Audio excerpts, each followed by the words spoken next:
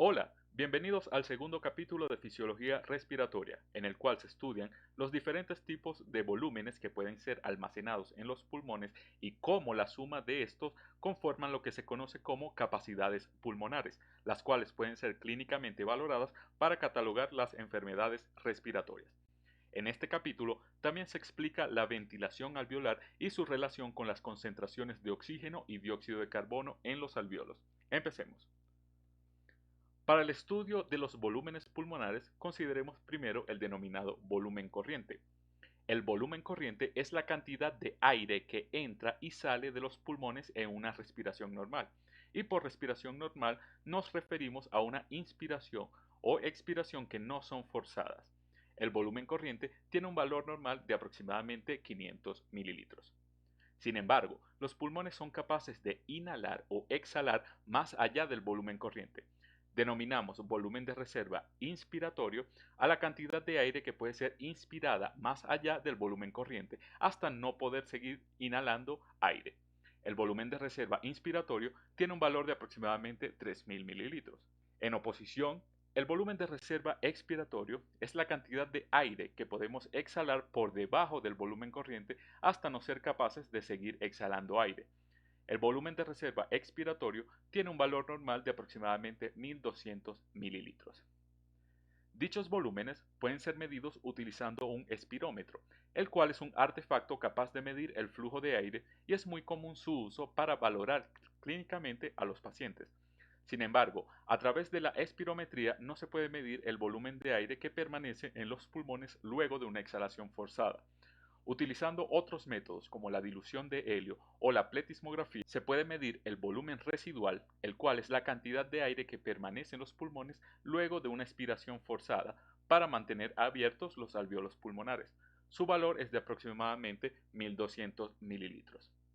En la imagen que se muestra en la pantalla podemos observar los trazados de los diferentes volúmenes pulmonares. Este corto rango que podemos ver al inicio del gráfico corresponde al volumen corriente, es decir, luego de una inhalación que no es forzada es seguido de una exhalación no forzada. Y de esta manera, este rango que podemos observar en pantalla corresponde a aproximadamente unos 500 mililitros del volumen corriente. Luego de una inspiración no forzada, vemos que se puede seguir inhalando cierta cantidad de aire más allá del volumen corriente. Este rango es muy amplio con un valor de aproximadamente 3.000 mililitros y corresponde al volumen de reserva inspiratorio. De la misma manera, por debajo del volumen corriente se puede exhalar una cierta cantidad de aire.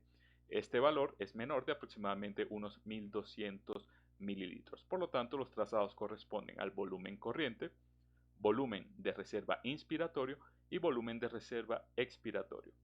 Por último, este espacio que permanece sin trazado es el aire que permanece en los pulmones luego de una exhalación forzada. Esto quiere decir el volumen residual. Una vez nos hemos familiarizado con el concepto de volúmenes pulmonares, es momento de aprender el concepto de capacidades pulmonares. Las capacidades pulmonares son el resultado de la suma de dos o más volúmenes.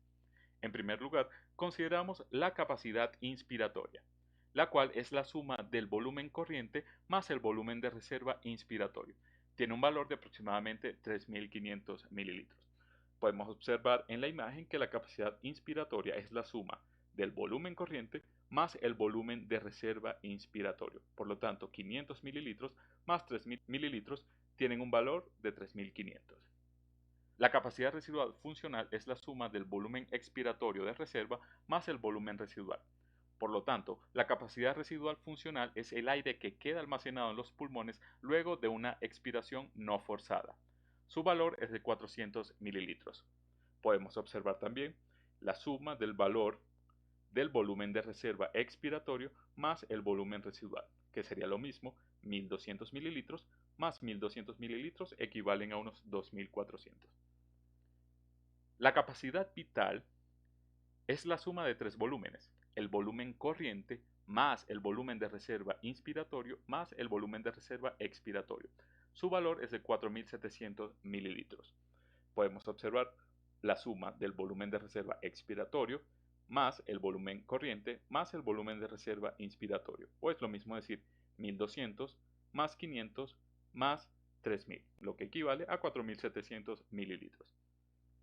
Por último, la capacidad pulmonar total es la suma de todos los volúmenes pulmonares, es decir, el volumen corriente más el volumen de reserva inspiratorio más el volumen de reserva expiratorio más el volumen residual. O es lo mismo decir que es la capacidad vital más el volumen residual. La suma de todos los volúmenes pulmonares tiene un valor de aproximadamente 5.900 mililitros. Podemos considerar a la capacidad pulmonar total como la suma entre la capacidad vital y el volumen residual. Un aspecto importante a considerar en la fisiología respiratoria es que no todo el aire que ingresa al tracto respiratorio participa en el proceso de intercambio gaseoso. Esta cantidad de aire que no participa en el intercambio gaseoso se conoce como espacio muerto. Existen dos clases de espacio muerto, el espacio muerto anatómico y el espacio muerto fisiológico. El espacio muerto anatómico es la columna de aire que se encuentra en la zona de conducción. Esto quiere decir, por definición, que el aire nunca alcanza los alvéolos, por lo tanto no puede participar en el intercambio gaseoso. El valor normal del espacio muerto anatómico es de 150 mililitros. El concepto de espacio muerto fisiológico es todo el aire que no participa en el intercambio gaseoso, incluyendo la cantidad de aire que ingresa a los alvéolos, pero dichos alvéolos no tienen un correcto suministro de sangre, por lo tanto no pueden participar en el intercambio gaseoso. En un individuo sano, el espacio muerto fisiológico debería ser igual al espacio muerto anatómico, es decir, aproximadamente 150 mililitros, porque en un individuo sano todos los alvéolos pulmonares deberían estar correctamente perfundidos por capilares pulmonares. Analicemos en este momento la siguiente imagen. Esta columna de aire representa el volumen corriente, que está representado por los 500 mililitros que ya mencionamos que conforman el volumen corriente. Sin embargo, a estos 500 mililitros, 150 pertenecen al espacio muerto anatómico y 350 mililitros pueden ingresar a los alvéolos para participar en el intercambio gaseoso. En el momento de la expiración, cierta cantidad de aire queda en la zona de conducción debido a la respiración previa, esto quiere decir un volumen residual. Al momento de la inspiración, esta columna de aire es empujada, sin embargo, este aire no participa en el intercambio gaseoso porque su contenido de oxígeno ya fue donado a la sangre y ahora está cargado con dióxido de carbono. La columna morada representa los 350 mililitros del volumen corriente que son capaces de participar en el intercambio gaseoso, mientras que la columna en color verde representan los 150 mililitros de la columna de aire que queda atrapada en el espacio muerto anatómico y no puede participar en el intercambio gaseoso. Existe una fórmula con la cual podemos calcular el espacio muerto fisiológico, en la cual el espacio muerto fisiológico es igual al volumen corriente multiplicado por una fracción, cuyo valor puede ser desde 0 hasta 1. Para calcular esta fracción necesitamos el valor de la presión parcial de dióxido de carbono en arterias, que al mismo tiempo representa la presión parcial de dióxido de carbono en alvéolos. Y en segundo lugar necesitamos la presión parcial de dióxido de carbono en el aire expirado. Por lo tanto, la presión de dióxido de carbono en las arterias menos la presión de dióxido de carbono en el aire expirado dividido entre la presión de dióxido de carbono en las arterias da como resultado un número que varía desde 0 hasta 1. Mientras más cerca de 0 sea dicho número, quiere decir que el espacio muerto representa menor cantidad del volumen corriente. Mientras que más cerca de 1 sea dicho número, quiere decir que el espacio muerto se acerca a la totalidad del volumen corriente. Es mucho más fácil comprender esta fórmula aplicándola en un ejercicio práctico. En dicho ejercicio queremos calcular el espacio muerto fisiológico en un individuo con un volumen corriente de 500 mililitros, una presión parcial de dióxido de carbono en arterias de 40 milímetros de mercurio y una presión parcial de dióxido de carbono en aire expirado de 30 milímetros de mercurio. Recordemos por un momento que al hablar de fisiología respiratoria, los gases no hablamos acerca de concentración, es decir, no los representamos como milimoles por litro, los representamos como presión parcial. Y esta presión parcial tiene un valor en milímetros de mercurio. El primer paso del ejercicio es determinar la fracción que representa el espacio muerto. Por lo tanto, tenemos 40 milímetros de mercurio de la presión en arterias menos 30 milímetros de mercurio de presión de dióxido de carbono en el aire expirado, lo que da como resultado 10 milímetros de mercurio. Ahora dividimos 10 entre 40, que representa la presión parcial de dióxido de carbono en las arterias. Esto nos da como resultado 0.25. Ahora, 0.25 es una fracción que puede ser leída también como un porcentaje. Al multiplicar 500 por 0.25, quiere decir que el 25% del valor del volumen corriente corresponde a espacio muerto, es decir, que este volumen no participa en el intercambio gaseoso. En el caso de este ejercicio, el espacio muerto tiene un valor de 125 mililitros. Como habíamos mencionado, que el valor normal del espacio muerto se aproxima a los 150 mililitros, quiere decir que esto es un valor fisiológico para el espacio muerto. Es decir, en este individuo probablemente todos los alvéolos pulmonares estén correctamente perfundidos por capilares pulmonares y por lo tanto el espacio muerto fisiológico es igual al espacio muerto anatómico. Hablemos un poco más acerca del espacio muerto. El espacio muerto diluye un poco la concentración de dióxido de carbono, por lo tanto, la presión de dióxido de carbono expirada debe ser ligeramente menor a la presión de dióxido de carbono en alvéolos, que representa la presión en arterias. En un ejemplo, imaginemos que este individuo respira el aire. Una vez que el aire llega a los alvéolos, los capilares pulmonares van a tratar de igualar la concentración de dióxido de carbono en sangre con la concentración de dióxido de carbono en los alvéolos, es decir, aproximadamente 40 milímetros de mercurio. Sin embargo, como no todo el aire que está presente en el tracto respiratorio participa en el intercambio gaseoso, parte de este dióxido de carbono en alvéolos se va a diluir con el aire contenido en el espacio muerto. Por lo tanto, en el momento de la expiración, ese aire que es expirado va a tener un valor de aproximadamente 30 milímetros de mercurio de dióxido de carbono. Como mencionamos anteriormente, la fracción de espacio muerto debe ser lo más cercana a cero con respecto al volumen corriente. Una vez que hemos aprendido los conceptos de volumen corriente y espacio muerto, podemos revisar las tasas de ventilación. Estas no son más que la cantidad de aire que entra y sale de los pulmones por unidad de tiempo. La denominada ventilación minuto es el volumen corriente multiplicado por la frecuencia respiratoria. Este concepto toma en cuenta todo el aire que ingresa al tracto respiratorio por cada minuto. Sin embargo, el concepto de ventilación alveolar toma en cuenta únicamente la cantidad de aire que es capaz de participar en el intercambio gaseoso. Es decir, la ventilación alveolar es el volumen corriente menos el espacio muerto. Y este resultado lo vamos a multiplicar por la frecuencia respiratoria. Como resultado, vamos a tener el volumen de aire que es capaz de participar en el intercambio gaseoso. Practiquemos el cálculo de la ventilación alveolar utilizando los mismos valores que utilizamos para el ejercicio de espacio muerto, en el cual el volumen corriente es igual a 500 mililitros, el espacio muerto es igual a 125 mililitros y la frecuencia respiratoria es igual a 16 respiraciones por minuto. Por lo tanto, la ventilación alveolar es igual a 500 mililitros de volumen corriente menos 125 mililitros de espacio muerto, lo que nos da como resultado 375 mililitros. Este resultado lo multiplicamos por la frecuencia respiratoria de 16, lo que nos da 6000 mililitros por minuto. Por lo tanto, 6 litros es la cantidad de aire que puede participar en el intercambio gaseoso por cada minuto.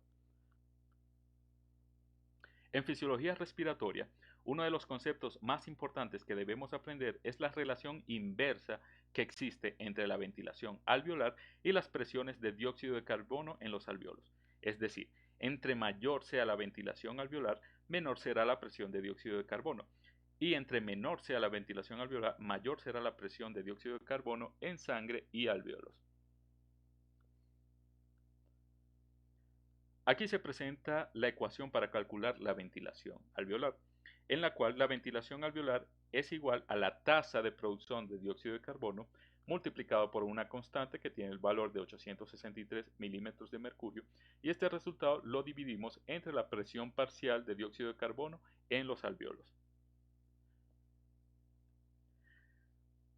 Despejando correctamente la ecuación, podemos determinar que la presión parcial de dióxido de carbono en los alvéolos es directamente proporcional a la tasa de producción de dióxido de carbono en el organismo y es inversamente proporcional a la ventilación alveolar.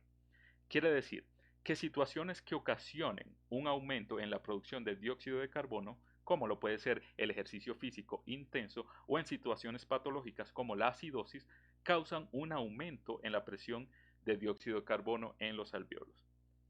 Mientras que el aumento o la disminución de la ventilación alveolar causan un movimiento en la dirección opuesta de la presión parcial de dióxido de carbono en los alvéolos. Sin embargo, en la práctica clínica, la presión parcial de dióxido de carbono en alvéolos y en arterias permanece relativamente constante, alrededor de unos 40 milímetros de mercurio. Esto ocurre de esta manera debido a que cuando existe un aumento en la producción de dióxido de carbono, el organismo activa mecanismos compensatorios para aumentar de la misma manera la ventilación alveolar y de esta manera eliminar el exceso de dióxido de carbono en la sangre. Por ejemplo, consideremos el caso de un individuo el cual produce dióxido de carbono a una tasa de 200 mililitros por minuto y se quiere mantener un estado de equilibrio para el dióxido de carbono alrededor de 40 milímetros de mercurio. Por lo tanto, la ventilación alveolar será igual a 200, que es la tasa de producción de dióxido de carbono, multiplicado por la constante, que son 863 milímetros de mercurio. Esto nos da como resultado 172.600. Este resultado lo vamos a dividir entre 40, que es el estado de equilibrio que queremos alcanzar. Es decir, queremos mantener la presión parcial de dióxido de carbono en sangre y en alvéolos en aproximadamente 40 milímetros de mercurio. Por lo tanto, para alcanzar este estado de equilibrio, la ventilación alveolar debe ser de aproximadamente 4.315 mililitros por minuto. Ahora bien, consideremos el caso del mismo individuo en el cual la tasa de producción de dióxido de carbono ha aumentado a 400 mililitros por minuto. Por lo tanto, multiplicamos la tasa de producción de dióxido de carbono por la constante, lo que nos da un valor de 345.200, y lo dividimos entre el valor que queremos, el estado de equilibrio que queremos lograr, que son 40 milímetros de mercurio de presión parcial de dióxido de carbono en los alvéolos. Por lo tanto, para alcanzar este estado de equilibrio, la ventilación alveolar debe ser de 8.630 mililitros por minuto. Analicemos gráficamente los ejercicios que acabamos de realizar. En primer lugar, la curva morada representa la tasa de producción de dióxido de carbono de 200 mililitros por minuto, mientras que la curva verde representa la tasa de producción de dióxido de carbono de 400 mililitros por minuto. La línea horizontal amarilla representa el estado de equilibrio que queremos alcanzar en ambos casos, es decir, de 40 milímetros de mercurio, una presión parcial de dióxido de carbono en arterias y en alvéolos de alrededor de 40 milímetros de mercurio. Como podemos observar en la imagen, para lograr una presión parcial de dióxido de carbono de 40 milímetros de mercurio con una producción de 200 mililitros por minuto, se debe lograr una ventilación alveolar de aproximadamente 4.300-4.400 mililitros por minuto. De la misma forma, para alcanzar el mismo estado de equilibrio, pero con una tasa de producción de dióxido de carbono mayor, debemos alcanzar el resultado del ejercicio previo, es decir, aproximadamente unos 8.600 mililitros por minuto. En la imagen también podemos observar que fuera del estado del equilibrio, sino a lo largo de toda la curva, podemos observar que a mayor sea la ventilación alveolar, que está representada en el eje de la X, menor será la concentración de dióxido de carbono en los alvéolos, representado en el eje de la Y. De la misma manera podemos predecir la presión parcial de dióxido de carbono en alvéolos conociendo la tasa de producción de dióxido de carbono y la ventilación alveolar. Por lo tanto, tenemos una producción de dióxido de carbono de 200 mililitros por minuto, una constante de 863 milímetros de mercurio y una ventilación alveolar de 4.315 mililitros por minuto. Por lo tanto, despejando correctamente la ecuación, tenemos que la presión de dióxido de carbono en los alvéolos es igual a 200 por la constante, lo que nos da un valor de 172.600, y lo dividimos entre la ventilación alveolar para lograr una presión de dióxido de carbono en alvéolos de aproximadamente 40. Resumiendo en palabras todas las operaciones matemáticas que acabamos de ver, podemos concluir que entre más alta sea la ventilación alveolar, más baja será la presión de dióxido de carbono en los alvéolos. Para mantener la presión de dióxido de carbono en alvéolos en su valor fisiológico, es decir, aproximadamente 40 milímetros de mercurio, el cuerpo mantiene una ventilación alveolar dependiendo de la tasa de producción de dióxido de carbono. Es decir, si la tasa de producción de dióxido de carbono aumenta, la ventilación alveolar debería aumentar también para mantener la presión en los alvéolos constante. Entre mayor sea la tasa de producción de dióxido de carbono, mayor deberá ser la ventilación alveolar, como lo acabamos de mencionar. Ahora, la ventilación alveolar sabemos que depende de dos factores: de el volumen que ingresa a los pulmones y que es capaz de participar efectivamente en el intercambio gaseoso, y de la frecuencia respiratoria. Como el volumen corriente y el espacio muerto son volúmenes relativamente constantes, para lograr un aumento o una disminución en la ventilación alveolar, la manera que tiene el organismo de hacerlo es ajustando la frecuencia respiratoria, es decir, aumentándola o disminuyéndola. Como pudieron notar, en todas las fórmulas utilizamos la presión de dióxido de carbono en alvéolos como sustituto de presión de dióxido de carbono en arterias. Esto se debe a que existe muy poco dióxido de carbono en el aire que inspiramos, por lo tanto, los valores en los alvéolos rápidamente se igualan a los valores en sangre. Esto quiere decir que podemos tomar la presión parcial de dióxido de carbono en arterias como un sustituto de la presión parcial de dióxido de carbono en alvéolos. Sin embargo, no sucede lo mismo con el oxígeno. La presión parcial de oxígeno en el aire que inspiramos es aproximadamente 150 milímetros de mercurio, mientras que la presión parcial de oxígeno en sangre arterial es de 100 milímetros de mercurio. Por lo tanto, para calcular la presión parcial de oxígeno en alvéolos, nos basamos en la ecuación de gas alveolar. Con dicha ecuación podemos predecir los valores de presión parcial de oxígeno en alvéolos basados en los valores de presión parcial de dióxido de carbono en alvéolos. Esto es debido a que la disminución en la ventilación alveolar causa un aumento en la presión de dióxido de carbono en alvéolos, y un segundo efecto que ocasiona la disminución de la ventilación alveolar es una disminución de la presión parcial de oxígeno en alvéolos. La ecuación de gas alveolar establece que la presión parcial de oxígeno en los alvéolos es igual a la presión parcial de oxígeno en el aire que inspiramos menos la presión parcial de dióxido de carbono en alvéolos dividido entre el cociente respiratorio. El cociente respiratorio es la relación entre la producción de dióxido de carbono con el consumo de oxígeno. El consumo de oxígeno siempre será un poco mayor a la producción de dióxido de carbono, por lo tanto, el cociente respiratorio tiene un valor aproximadamente de 0.8. Calculemos ahora la presión de oxígeno en alvéolos dados los siguientes valores: una presión parcial de oxígeno en el aire inspirado de unos 150 milímetros de mercurio, una presión parcial de dióxido de carbono en alvéolos de unos 40 milímetros de mercurio y un cociente respiratorio de 0.8. Primero tomamos la presión parcial de dióxido de carbono en alvéolos y la dividimos entre el cociente respiratorio, lo que nos da un valor de 50. Ahora tomamos la presión parcial de oxígeno en aire inspirado, que tiene un valor de 150, y le restamos 50. Esto nos da como resultado que la presión parcial de oxígeno en los alvéolos es de aproximadamente 100 milímetros de mercurio. En esta imagen podemos observar la relación que existe entre el dióxido de carbono y el oxígeno en las distintas soluciones y compararlas con los resultados que obtuvimos a partir del ejercicio previo. En el eje de la X tenemos la presión parcial de oxígeno, mientras que en el eje de la Y tenemos la presión parcial de dióxido de carbono. En sangre venosa tenemos una presión parcial de dióxido de carbono de aproximadamente 44-45 milímetros de mercurio y una baja concentración de oxígeno de aproximadamente 40 milímetros de mercurio. En el aire inspirado tiene una presión parcial de oxígeno de 150 milímetros de mercurio, sin embargo no existe prácticamente el dióxido de carbono. Ahora, la sangre arterial, que tiene aproximadamente las mismas presiones que el gas alveolar, podemos notar que la presión parcial de dióxido de carbono es la del estado de equilibrio, es decir, alrededor de 40 milímetros de mercurio, mientras que la presión parcial de oxígeno es de 100 milímetros de mercurio, como el ejemplo que realizamos en el ejercicio previo. Ya para finalizar, consideremos unos conceptos muy útiles a la hora de valorar las patologías respiratorias. Todos estos conceptos pertenecen a los volúmenes expiratorios forzados. La capacidad vital forzada es el volumen de aire que puede ser expirado de una manera forzada luego de una inspiración máxima.